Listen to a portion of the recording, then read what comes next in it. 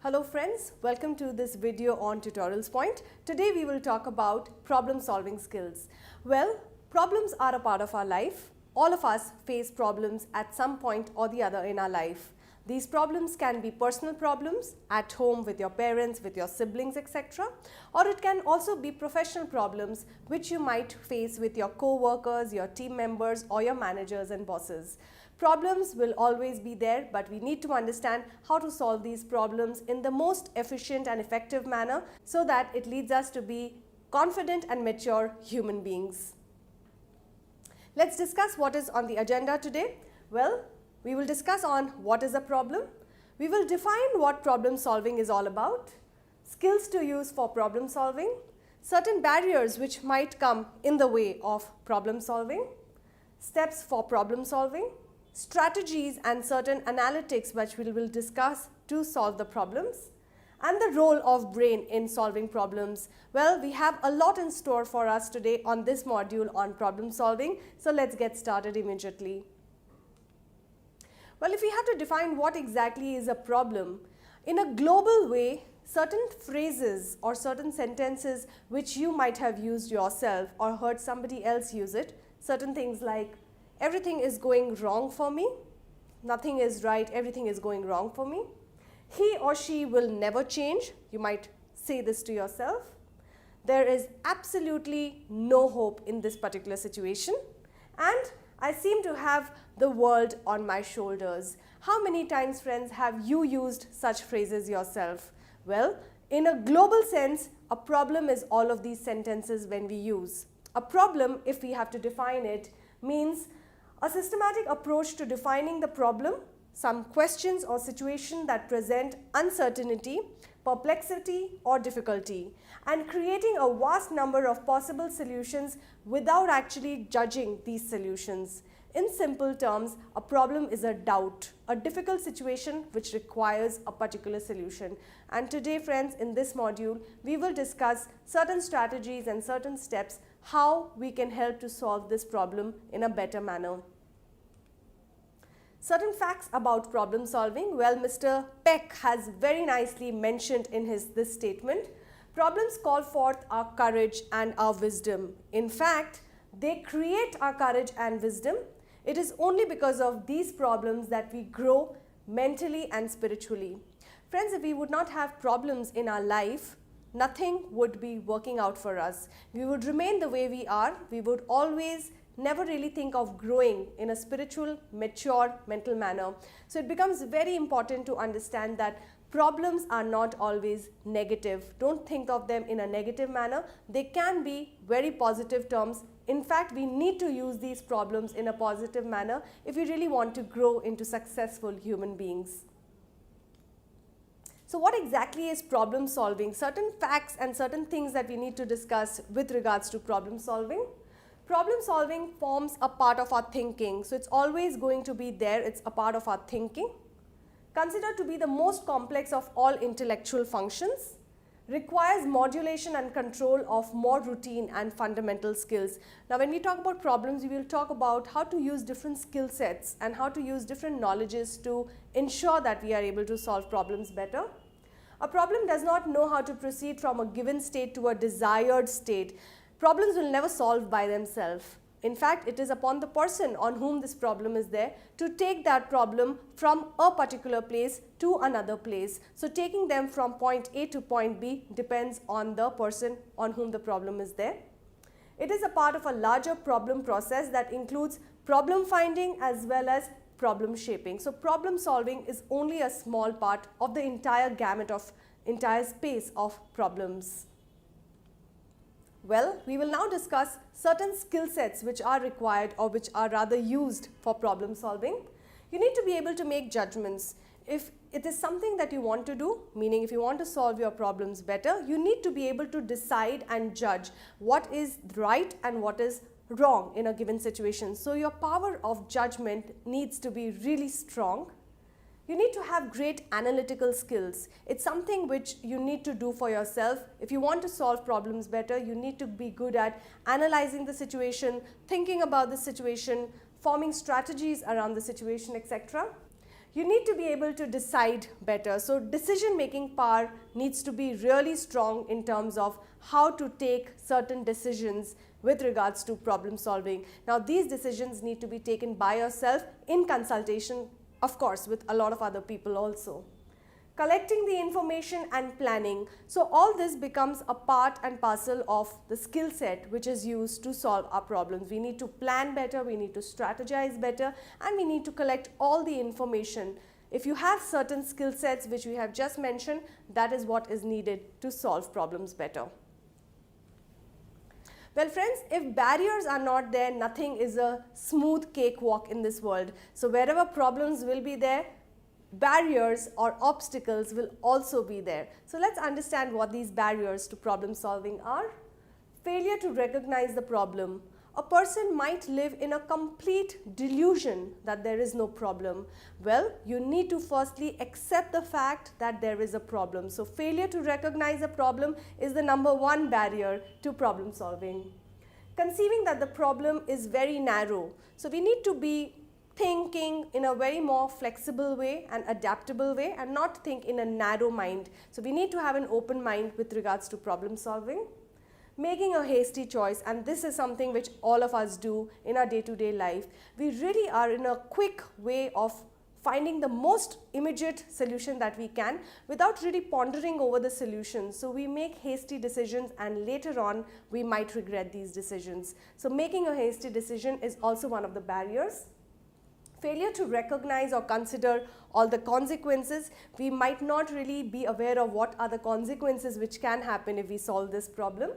And failure to consider the feasibility of the situation or the solution. We might not consider or give too much of weightage on consequences, or rather on feasibility of the solution. We might make a decision in haste, and that can go against us. So friends, these are certain barriers which can come in the way in your problem solving process. Now, problem solving is a vast subject, and today we are going to actually make you understand step-by-step procedure to solve problems. And Mr. Albert Einstein has said it very beautifully in his particular statement. It's not that I am so smart, it's just that I stay with the problems a little longer. So in fact, friends, if you want to solve your problems better, you need to spend a lot of time with these problems of yours. Don't be in a haste to get over them. Try and understand and spend as much time as you can with your problems. It will only help you to solve these problems in a better manner. The most important part of any problem solving is accepting the problem. And today we will talk about certain strategies which can actually help you find motivation and commitment to prepare you before you even enter into this problem solving procedure or process. The first and the foremost is you need to list out the benefits. Now, when you think about problems, you might wonder what can be the benefits. But trust me friends, while you're talking about problems, there might be certain benefits which are hidden, which you might not even realize. So you need to list out all of these benefits before you actually get into the problem solving process. You need to formalize your acceptance. So accept that you need to work around this particular problem, and you need to also understand that problems need to be accepted. You need to accept the responsibility for your life. So be proactive, take initiative, accept that this problem is there in your life and you need to solve it in the best possible manner. Create a worst case scenario. Think about it. What can be the worst possible thing which can happen if you don't solve this problem, or if you do solve this problem? Thinking about the worst case scenario can actually help you really narrow down on your problem solving process. And the last not the least, identify what's really holding you back. Why aren't you jumping into the problem? Why are you holding yourself back? Is there any fear? Is there any phobia? Are you doubting yourself? So ask all these questions before you actually get into the problem solving process. So friends, this is how you accept the problem, by pondering over all of these questions which we have just mentioned. Getting into the steps of problem solving, well, there are certain steps for problem solving. The first and foremost being, we need to understand what is a problem, what are certain alternatives or certain other things regarding that problem. the advantages and disadvantages of each of this alternative that we have identified for ourselves, what is the solution, and last but not the least, how well is the solution really working. In the last step, we actually come to know whether a problem has been solved or not. So let's understand in detail each and every step of problem solving now. Step 1, what is exactly the problem? So certain questions, friends, you need to ask yourself when you are in this particular stage of the first step of problem solving. Questions to ask is, what do I know about this particular situation? You might have landed yourself in a situation and you need to think about what exactly is this situation, do I know about it? What results am I aiming for in this situation? You need to think about the end goal. What is it that you're looking for if this problem is solved? And how can I define the problem? Now friends, defining the problems at times is not an easy task. You might think of a problem in your head, but when you think about it and when you write it down, the problem doesn't really exist. It's all there in your mind. So how do you really define the problem? Let's understand now certain ways of defining the problem. So first and foremost, you need to collect all the relevant information that you need for this problem solving process. So collect information from wherever you can, try and get everything together which will help you define the problem. Clarify any background issues. There might have been certain things in the past which might have happened, so you need to collect all the background information issues also. What are the constraints? Certain do's, don'ts with regards to that problem, you need to define that. Are there any sub-problems? Now there might be a very big problem, and under that there might be sub-problems which you might have missed out.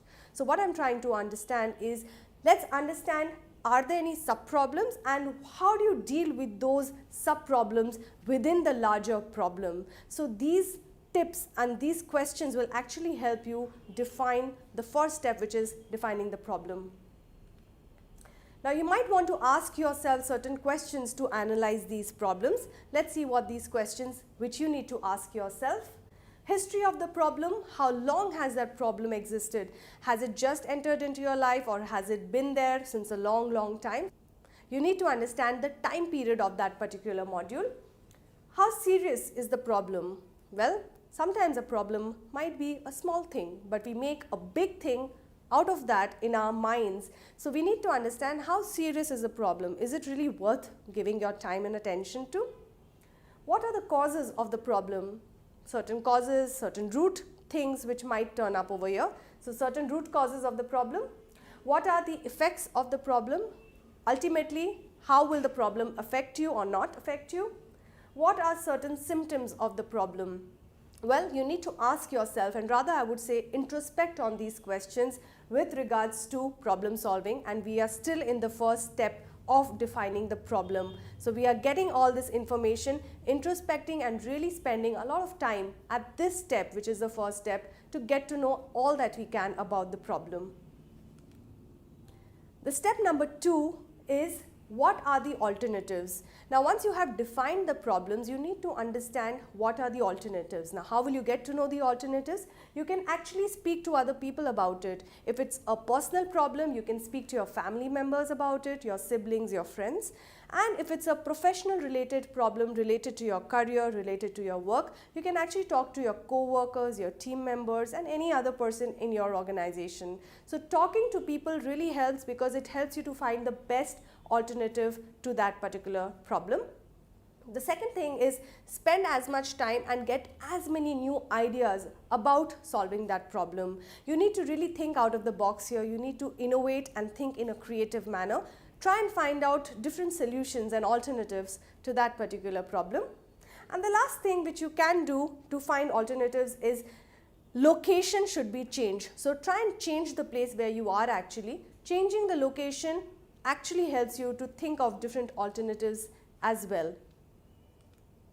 Some other alternatives that we can look at is external benchmarking. So try and have a benchmarking that you want to define for yourself.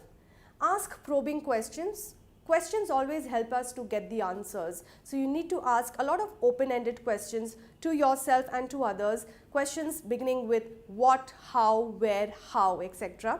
These will help you to narrow down on your particular solutions. Be willing to consider views different from yours. At times, friends, what happened, we are very stuck to our own way of thinking, and if anybody else is giving us any solution or alternative, we are very close to their views and opinions. So I would rather say be open to other people's point of view, because they might come up with something which probably you might not have looked into yourself. And revisit abandoned alternatives. At times we might have thought of an alternative and said bye-bye to it. It's time to rethink those alternatives and get them back, and probably just think beyond what you might have earlier seen. So friends, these are step 2, which will help you finding different alternatives for your particular problem. Step 3, with regards to the alternatives that you have just mentioned or written down, find out what are the advantages and disadvantages of each of this alternative. Now try and think about the pros and cons for each alternative, because this will help you get out the best solution or the best alternative which you might want to use with regards to problem solving. Step number 4 is, what is the solution? So after you have actually listed down the advantages, disadvantages and pros and cons of each solution and each alternative, try and see what is the best solution. So which alternatives would you like to pursue? Let's look at that. Evaluate and compare the alternatives as much as you can. Spend a lot of time with each alternative and try to compare each other. Combine the alternatives. At times 2 or 3 solutions can be combined together to give you the best solution. So that can be worked out. Try out each alternative in your imagination. Just try to play each and every solution in your mind. Visually think about having a discussion in your own mind and finding the best solution. What steps can I take to act on the alternatives chosen? After you have zeroed down on the best solution or the best alternative, you need to also think about what are the steps which will help you find solution on this particular alternative that you have chosen. Step 5, and the last step for problem solving, is how well is the solution working? Well friends, you will not know whether a problem has been solved or no until and unless you ask yourself whether the solution has been well received. Well, by asking what is my evaluation, asking yourself, introspecting whether the solution has worked or not, by asking what is your feedback on that particular problem and what adjustments are necessary. After a problem has been solved, you might have to adjust your life a little bit with regards to that particular problem. So how well you have accepted the problem and how well are the adjustments, that is an introspective question you need to ask yourself. Well friends, now we are going to discuss the most effective way of problem solving. After discussing the steps, we now need to understand how effectively we can solve the problems. Well, we have the left brain and the right brain. Every individual has a left and a right brain. Now these brains function in a particular manner. So let's understand what is the role and function of a left brain vis-a-vis what is the function and the role of a right side brain. Let's decode left and right brain. The left brain is more thinking in terms of logic. They use analytics, organization, administration, maths, science. They view a lot of knowledge and facts. So well, if I have to decode a left brain person, he is somebody who really thinks, observes, analyzes, strategizes on a particular thing. On the other side, the right brain is actually very emotional, very sensitive, spiritually they are very active, intuition, interpersonal skills. They believe in a lot of art and music, they believe in themselves and they always see the bigger picture.